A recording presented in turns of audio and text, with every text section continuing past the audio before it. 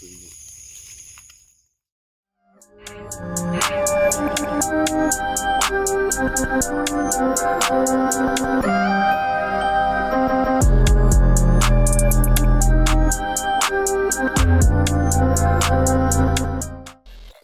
Hey guys, we are here at Masjid Hassan, Kampong Hassan, and today's Spoopy story is really revolving around that. So as you can see lah, this whole place is creepy. It's very Kampong-y vibe. Yeah. So stay tuned to the stories we have for you. Bye. Bye. Hey guys, welcome back to You Okay or Not, episode 20, Spoopy season. Yeah, we're back finally after a long hiatus. I mean, as you guys know, we all have like our daily lives, our full-time jobs and stuff like that. But we are still trying to find time to come down and bring some good content for you guys. Yep. So me, Zaki, and Adrian are here. Where are we at? Okay, so currently now we at Sembawang Park, nearby one of the most scariest place in Singapore, the Kampong Hassan. People when they walk through the forest, they see some paranormal activities there, which I don't want to say now because we just started. So yeah, we just hope everything goes as smoothly. All right. So Zaki has compiled a few stories for us today, and it's based on what happened here in Kampong Hassan. Yes. He gave me like a teaser of like what's going on right now, as in like what happened here. So maybe after one story, right, we hear Zaki's history lesson, if you will. Okay. All right. So this is the first story. Let's get into it. Who's there lurking behind the trees?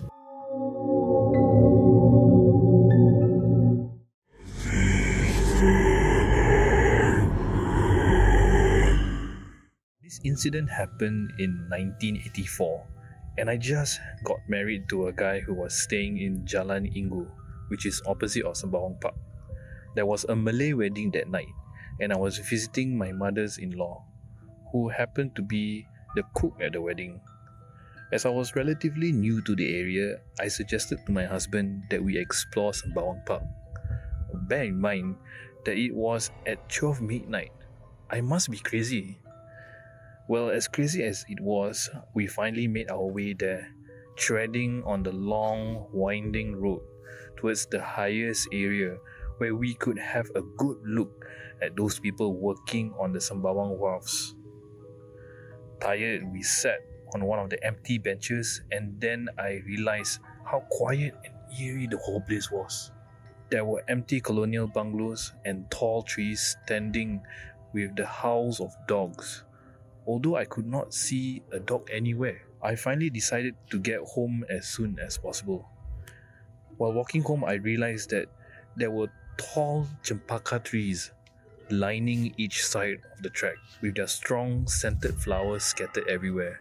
Both of us were unusually quiet. Then suddenly it started. I heard a strange sound, as if someone or something was dragging metal chains right behind me. Following each step I made, I figured it could not be any of those howling dogs, as they would definitely be barking. So I decided to just mutter some prayers and hold tight to my husband. I did not even dare to turn back or say anything to my husband. At last we reached the main road and saw that there were a group of bikers nearby. The moment we stepped on the road, both of us gave a sigh of relief.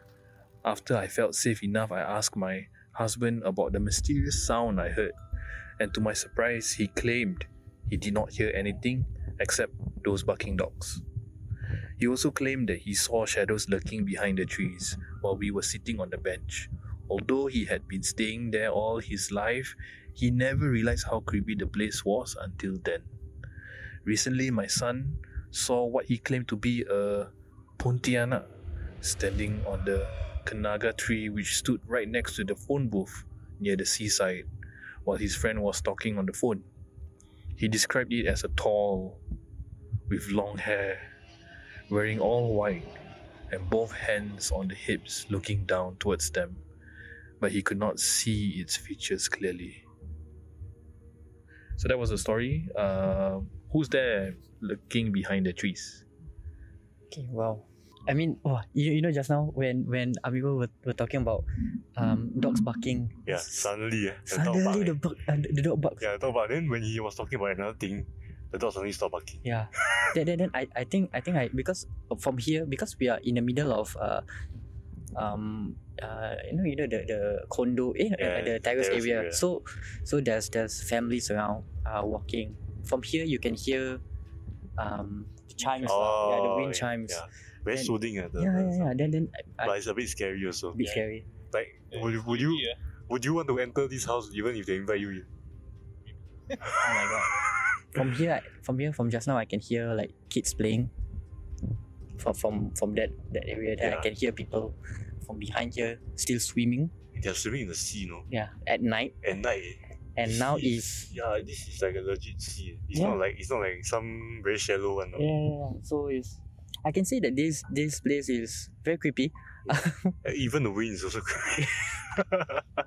Okay. The wind is very strong, very, very strong. Wow. Okay, back to the first story. So it's about Pontianak lah, this one. Okay. So this place is famous for Pontianak.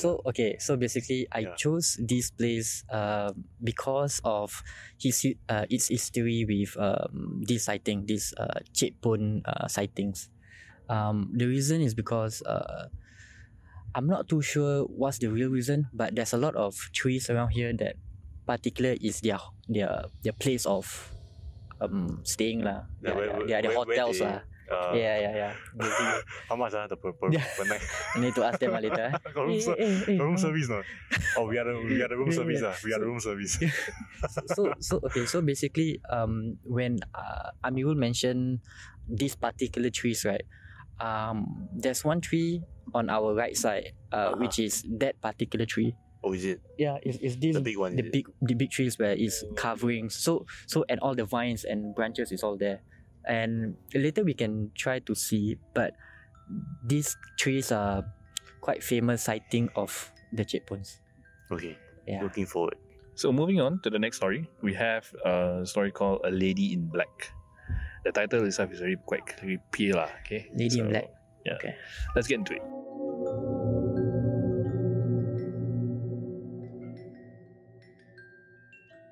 This story is called A Lady in Black. This is a story from my family. I use the word family because my relatives and cousins were all present when this incident happened. It was supposed to be a barbecue gathering for my relatives and family. We rented a hut at the extreme end of Sembawang Beach. Everything went smoothly and we had a lot of fun. The young ones were barbecuing away and the adults were inside the room to play mahjong. It was getting late and I remembered it was about 10:30 p.m. Myself and those who needed to go to school early the next day had to leave unwillingly. About an hour or so after we left, the commotion started. As I mentioned earlier, the young ones, they're in the age of their teens. They were barbecuing away and the adults were inside the room. My cousin, we name him W here, has the ability to see things, and he is used to seeing them often. My cousin and W, together with their friends, were happily chatting and eating away at the table. W was seated facing the bushes, and all of a sudden, W saw a lady in black wandering near the bushes. He knew it was not possible that anyone could get into the bushes at such late hours. The lady in black noticed and looked back at him. W quickly turned his head to the other direction. The lady flew to the direction he was turning. This continued a few times, and W got irritated, annoyed even, and said, "I didn't offend you or disturb you, so please don't disturb me." Oh my god, what a big mistake he has made. After hearing what he said, the lady flew directly towards him, flew at one end of the table to the other. Friends sitting at the table knew something went wrong. One of the girls asked, "Where is she now?" W said, "Right behind you." Well, what you watch in movies are real, okay? Some might be a bit exaggerated. But the light started to flicker around the hut. Torchlight on the table flickered as well when no one was touching it. A strong wind started blowing, and all this commotion happened outside the room, so the adults were not aware of it at all. W went into a daze, started mumbling continuously, "I want to go to the beach. I want to go to the beach. I want to go to the beach." My cousin panicked and slapped W 3 times on the face. W did not react at all, and one of their friends took out his amulet and placed it on W. Again, the amulet had no effect at all, and W turned from dazed to bloodshot eyes, continuing mumbling, "I want to go to the beach." They had no choice but to quickly run into the room, inform the adults. My uncle quickly took out his amulet and placed it into W's pocket. W immediately recovered and drove him to the nearest temple. On the way to the temple, the lady in black followed closely and peeked through the car's window behind W. When they reached the temple, the priest said, "She is still outside the temple waiting for you. You have to keep the amulet and get someone to help. Go home first, close the door. She is not able to get into your house." So W went home where the lady in black followed and waited for him outside the house till dawn. The following day, they conducted some rituals to appease her. Out of curiosity, all of us started to ask W questions about the lady in black. Throughout the whole incident, W and the priest were the only one who could see her. We asked W to describe how she looked and what had happened. Long hair, bloodshot eyes, with streams of blood flowing out of her eyes. After he offended her, she flew straight at him and stood at the other end of the table glaring at him. She then flew around him in circles before he started to go into a daze. So people don't believe me in the other world about supernatural stuff. So my advice to you is, even if you are a free thinker, always keep something for protection. Okay, so that's the story for A Lady in Black. This is like one of the most intense ones that I've heard. It's like really fly in your face one.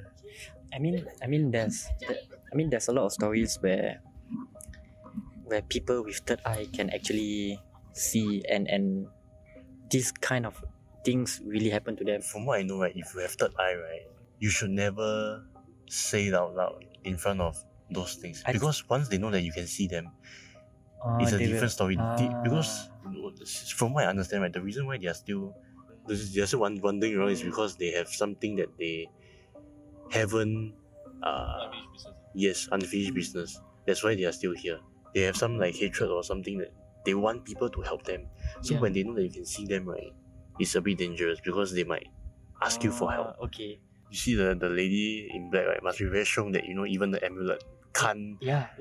So imagine, usually for Malay people is lady in white.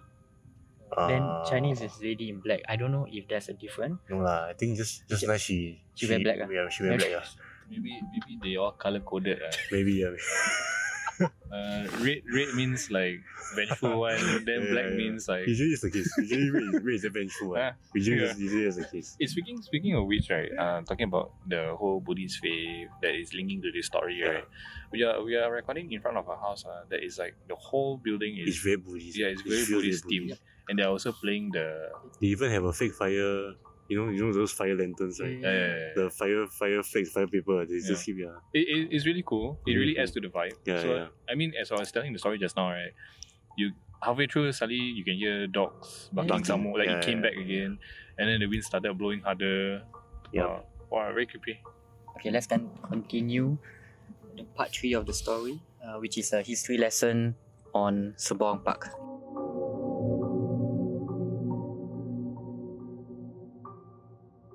It's one of the places which is rich in history.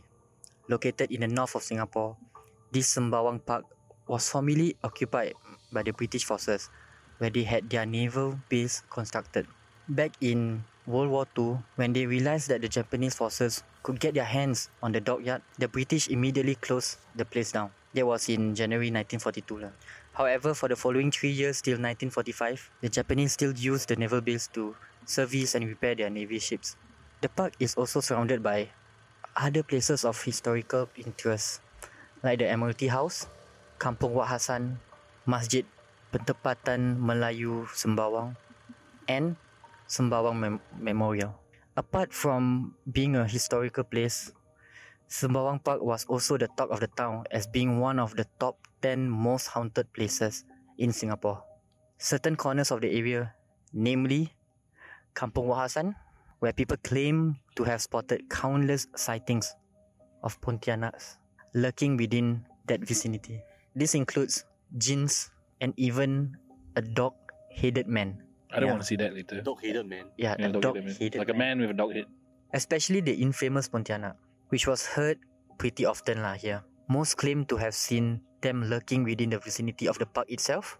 It was said that some of the trees there were best suited as the perfect playground for these bloodsuckers. Judging by the look of those trees, right, I think so far we won't be seeing any Pontianak now because there's a lot of people. But if we were to go in further to nearing Wat Hassan, maybe, but hopefully not, we'll see some things lah. Yeah, and we will be going in to show you guys what it looks like over there. So not recently lah, but the Singapore Paranormal Investigator did conduct an investigation. SPI. Yeah, like here, Kampong Wat Hassan and Sembawang Park. This particular investigator was told that they did feel some presence and a sudden drop of temperature. One of the members even claimed that he had felt someone poking him twice on the shoulder. As you can tell, this place is known for the cheap bones, the lady in white, the lady in black, dog-headed man. And one experience that I heard when I did my own investigation last time, because I was assigned a task to do something for the town council of Sembawang. So my topic is a ghost story, in Sembawang, which is very popular. Hence, I try to interview this old Malay guy lah. So he mentioned that at Kampong Wat Hassan, there's a direct road that leads to the beach area. So that beach area is very famous because for people who has passed away, their family will bring their ashes to the beach and they will like scatter their ashes in the beach. So hence this beach, you can say it's cursed lah. Not this beach but the one inside. It's still connected. It's this beach. Oh, okay. Yeah. All right. Yeah, but I'm quite interested to see the dog-headed man. Only Zaki will be interested to see the. Yeah. So based on the history lesson that Zaki shared with us, right?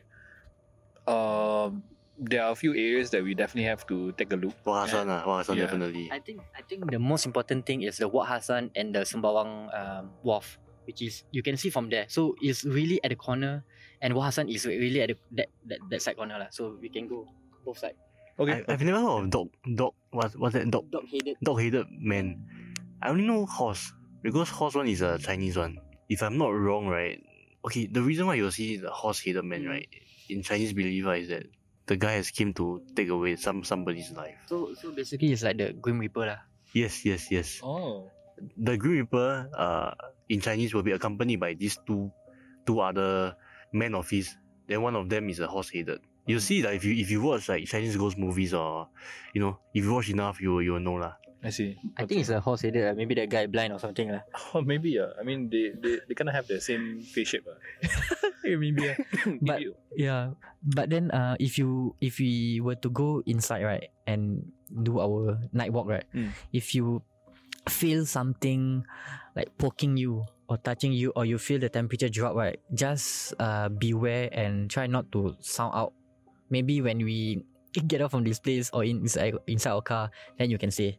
This one reminder is for Adrian because he was say one confirm. I remember the first episode we did, right? He started saying already, Like, hey, stop it, man.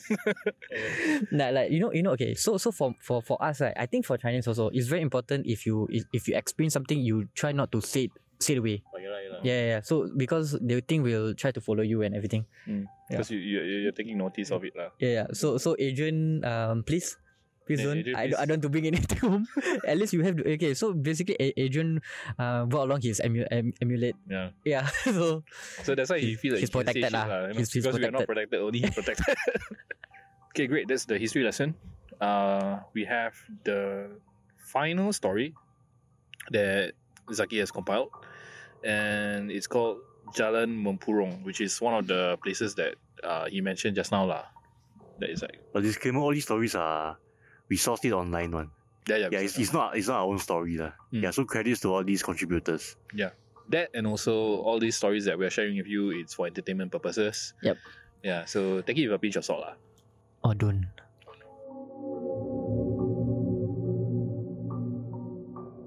This story is called Jalan Mempurong. I came across this stretch of road one night while ferrying a trio of fishermen to their fishing spot. It was about 4 a.m. in the morning and I had picked them up from Yishun.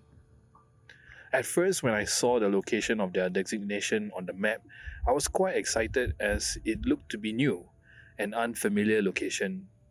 Right by the sea on the edge of northern Singapore, one of the perks of driving Grab for me is that I get to discover new locations, and this gives me somewhat of a thrill and something to look forward to when driving around all day. It can be pretty boring sometimes. I remember driving through a private housing estate to get there, and everything seemed fine to me. It was only as I turned right into Andrews Avenue from Sembawang Road that I felt the road was getting a bit eerie. Andrews Avenue looked like any other private housing street in the beginning, but as you continue on it, the houses broadening, it disappears as the road leads into a dense, dark, forested area. The curbs on the side of the road also stop at this point, and the road is just reduced to a single stretch of tar leading into dark jungle. I started to have doubts at this point, but the presence of the three fishermen in the car with me made me feel a bit more brave. So I started to think, habis, once I drop this guy off, I need to come out here alone. I continued into the jungle where the small road eventually bends to the left. The trees keep getting thicker and thicker, and you could tell these are old, untouched trees that are probably hundreds of years old. Under one of these trees by the road sat a Chinese altar. After the bend, the road is just a long, straight stretch, and on the end of it is a mosque, which I assume to be old because its architecture looks very Kampong-like to me. I did some quick googling afterwards and found out that this was Masjid Pertempatan Melayu Sembawang, one of the few remaining Kampong mosques in Singapore. Though I'm sure it is a beautiful mosque during the day, I thought it looked extra creepy at night. I finally reached the dead end soon after and dropped off the fisherman. Before closing the door, however, one of the fishermen looked at me and said, "Jalan baik-baik, bang." "Have a safe drive," is what he said. To which I laughed sheepishly and thanked him.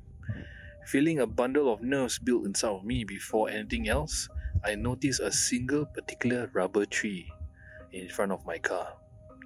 Many people believe that rubber trees are home to you know what lah, huh? And I quickly made a 3-point turn and got out of there as fast as I could. A few days later, however, I happened to find myself near the area as I was doing a day shift. It had to be around 12 noon as I remember the sun being extremely bright that day. There were lots of people jogging and running in that area, so I felt confident that maybe I should go and visit the place again. I remember the route, so I made the turn into Andrews Avenue and went down the same road as I did that night. As I approached the place where the road led into the jungle, I noticed that there were a ragged-looking man walking directly in the middle of the road, some distance ahead of me. I slowed down, feeling slightly cautious. The man looked really strange to me. He was walking slowly towards my direction. His eyes darted around the trees surrounding him, and he had a worried look on his face, as if he was looking for something. I slowly approached him, careful not to drive too close to him for his own safety. As I was driving past him, however, he looked directly straight at me into my eyes and a stare that made me freeze. It was a look of menace, as if to say, "What do you think you're doing here?" I continued anyway, but immediately felt uneasy being there. Yes, the place in general definitely looked more pristine and green during the daytime, but the presence of that man and his stare made me unwelcome. I left that area within 5 minutes of being there, feeling slightly regretful that I actually decided to come back. Though this was not entirely something supernatural, for it could have just been an encounter with an actual person, it was enough to make me determine never to go back there again. Okay, so that was the story, Jalan Mempurong. So there's no supernatural stuff that happened, but I think we all can relate to this driver lah. Knowing the story of this place, and then actually being there, it's a different sense altogether. So maybe if we were to walk there, if we were to happen to see an old man, ragged looking. Yeah, what would you do, Adrian? 3-pointer. What would I do? Yeah. I'll say sorry, not then just leave. Oh really? Yeah, I mean, don't go and have a conflict with him lah. Avoid anything. This reminds me of, the day we went to where was it? The one also Zaki recommended one, the place. Spooner Road. Spooner Road. You remember yeah. this like the lady, you saw in the video. Oh yeah. Yeah, the lady, right? Yeah. Okay. It's just like similar vibe, but like before you go there, you already know that this place something is off already. Yeah. Then you see someone that is so scary. Yep. It looks very creepy. Yeah. Then the more you will feel a bit uneasy lah. Yeah. It was captured in the video. Yeah. Really? So Spooner Road episode probably hasn't come out while this is recording, right? The video episode. Audio episode is out. Please listen to it on Spotify. The video one, I was walking and then I captured a lady in full black. Oh my god. Yeah, and she did not move at all. Yeah, Are you just staring at the camera. Yeah. Are you serious? Yeah. What the shit? Yeah lah, walao. Adrian late for the recording. Huh? Left me there for half an hour or about 1 hour, I think. Oh my god. Okay. I mean, now at least we are together, so it's not that creepy. Yeah. So that one was quite a creepy. Okay, that's creepy. I think for your information, guys, I would only recommend the top 10 scariest places in Singapore. I wouldn't give those amateur places where people have like a bit of experience and you say this one creepy, lah. Okay. Quality content. I'm you. He's saying you they're not going to Jurong. Oh no, because that one I don't know. So it's a good thing also. It's a good thing. Yeah. No. So yeah. We will. I hope we can drive. I think. Is there a road that goes into it? Have, but then I think if you want the full experience, right, I think we can walk. So what we'll do now is that we'll do the tour and then we'll come back and then let you guys know what we experienced lah. Yep. Yeah. Right. So see you in a bit. One eternity later. Okay, so we have just came back from touring the location. First is the Kampong Hassan. Yep. And then you brought us to the wharf also. Yeah. Any feedback on the Kampong Hassan? Personally, I found a few things quite creepy. On the way there, if you check out the B-roll footage just now, we saw offerings that were there. And then when we reached the beach side, right, there's also like a it's like Hanuman. like the elephant god lah. Yeah, it's like the Indian family one. yeah. I noticed that when we were walking to the beach, the offering, right, it was lit up. Just lit up. Yeah, just lit up. The joystick we haven't burned finished yet. Yeah, so when we came out, right, it's totally Gone already. and there's no people there, so it's quite scary, and but a nice experience for us. Yeah, nice experience. Very kampongy vibe. Yeah, I mean, we even went to the mosque. Yeah, Adrian's first time in the mosque. Yeah. And then we saw Channel 8 filming Yeah. outside the mosque. About drugs. Yes, about drugs. Wow. Yeah. So we wanted to walk through the beach side, right? So from Kampong Hassan beach side, then we exit out the same place. But it was high tide lah, so we couldn't do it. Okay, Couldn't see much. Probably just a tight though. Yeah. Yeah. And we're not crazy enough to fold our sleeves up and then actually walk through the water. So you we're never not doing know, that. there might be something inside the water that drag us in. We don't want to put our feet in there. In the beginning, when Zaki brought us into the forest to get us to Kampong Hassan, right? We went in the same place. Yeah, we come out the same we came out place. the same place, and we felt that it's like we went quite a distance already. Yeah. So But it we was, came out the same place. it was quite creepy for me because I was really confident that is the route to Yeah, we walked place. through the place with slippers. yeah with slippers some more. Yeah, so it felt like forever lah. Yeah, Inside felt there, and then we forever. end up coming out the same place. I you know when Zaki said, "Hey, I think we walked wrong," right? My heart sank. You know, I was like, It's like, what you mean? It's like we entered another room, no? Then Yeah. we came out to the same place. Then it's like, what you mean? We come out wrong place. So we couldn't see because there were a lot of like greenery. trees When and when I everything. came So out dark, behind Zaki, I was like, hey, this is the exact same place we came in from. So Yeah. that was weird. That was crazy. That was crazy. But it was a good experience, to be honest. It's like a first-hand experience for us. Yeah. Yeah, we walked through the footsteps of the protagonists in the stories lah. Yep. So we understood how they felt. Yeah. So this is today's episode, Kampung Wat Hassan. Do check out our at Sembawang Park. Do check out our previous episode, Spooner Road. Yep. That one is also quite creepy lah. And then Zaki is definitely going to bring us to the next creepy place. It's gonna be a secret, so just watch. All right. Next episode. All right, see you guys in the next one. Bye-bye. Bye-bye. Bye.